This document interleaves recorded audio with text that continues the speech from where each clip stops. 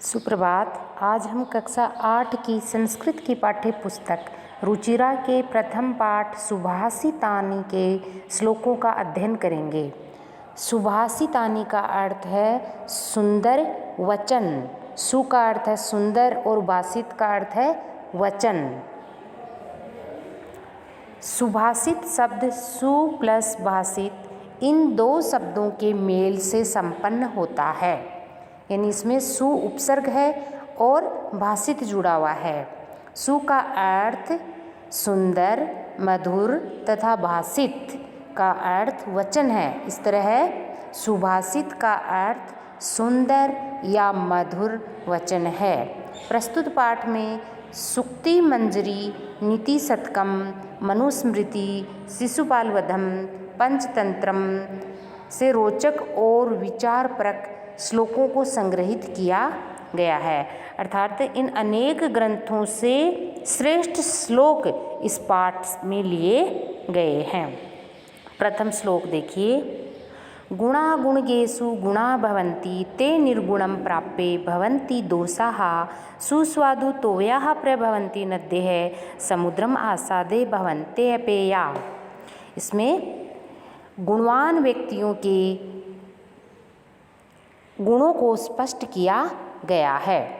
गुणा यानी गुण, गुणगेषु, गुणगेषु का अर्थ है गुणवान व्यक्तियों में, सप्तमी विभक्ति का प्रयोग हुआ है। गुणवान व्यक्तियों में गुणा यानी गुण भवंती होते हैं।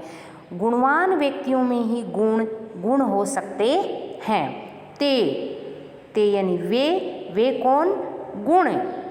वे गुण निर्गुणम प्राप्ये, निर्गुण व्यक्ति को प्राप्य प्राप्त करके, प्लस आप प्लस लेप प्रत्यय का प्रयोग हुआ है।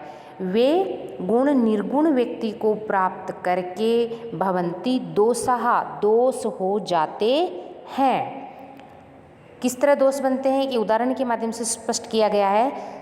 जैसे सुस्वादु तोयाः, सुस्वादु स्वादिष्ट स्वादिष्ट तोया जल वाली, तोया आया है जल के लिए, स्वादिष्ट जल वाली नद्य है, नदियाँ प्रभवंती प्रवाहित होती हैं या बहती हैं, प्रवाहित होती हैं या बहती हैं। प्र उपसर्ग है, भू धातु है, लट लकार प्रथम पुरुष बहुवचन है। जैसे नदियाँ स्वादिष्ट जल को लेकर प्रवाहित होती हैं, परंतु समुद्रम आसादे, जब समुद्र में आसादे मिल जाती हैं, समुद्रम में अलग हो जाएगा और आसादे अलग हो जाएगा। समुद्र में आसादे यानी मिलकर या समुद्र को प्राप्त करके भवन्ते अपेया, वे ही नदियाँ अपेया पीने योग्य नहीं होती हैं। उन्हीं नदियों का जल खारा हो जाता है, पीने योग्य नहीं होता है। तो देखिए भवन्ते अपेया में भवन्ती प्लस अपेयाः, यहाँ पर यण संधि का प्रयोग हुआ है। तो एक साथ इसका अर्थ देखिए। गुण गुणवान व्यक्तियों में ही गुण होते हैं, वे गुण निर्गुण व्यक्ति को प्राप्त करके दोष बन जाते हैं। जैसे स्वादिष्ट जल वाली नदियाँ प्रवाहित होती हैं, परंतु वे समुद्र को प्राप्त करके न पीने योग्य जल वाली हो जाती हैं। तो इसके माध्यम से यह शिक्षा दी गई है कि हमें सदैव गुणवान व्यक्तियों के साथ ही संगति करनी चाहिए। अगला श्लोक है। साहित्य संगीत कला विहीनः साक्षात् पशु पुच्छ विषाणहीनः तृणं न खादनपि जीवमानः तद्भाग देयं परमं पशूनाम। साहित्य संगीत कला विहीनः, साहित्य संगीत कला विहीनः, कला से रहित। साहित्य जो ग्रंथ हैं, संगीत कला जो है उससे संबंधित है, इन सबसे विहीनः रहित, साहित्य संगीत और कलाओं से रहित मनुष्य साक्षात पशु के समान होता है। जो कैसा पशु होता है? पुच्छ का अर्थ होता है पूंछ और विषाण का अर्थ होता है सींग।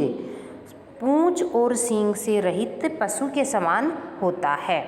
जो कि तृणम न खादनपि, तृण का अर्थ होता है घास, न यानी नहीं, खादनपि यानी खाते हुए भी, जो घास न खाते हुए भी जीव माने जीवित रहता है।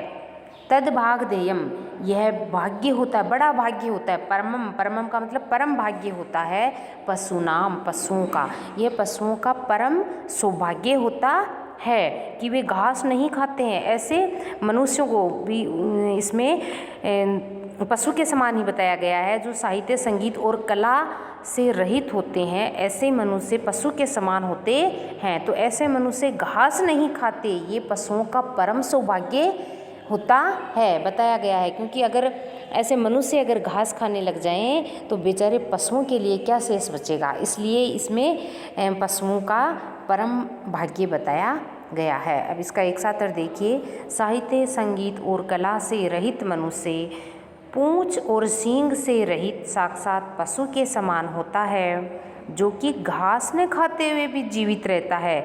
यह पशुओं का परम सौभाग्य होता है।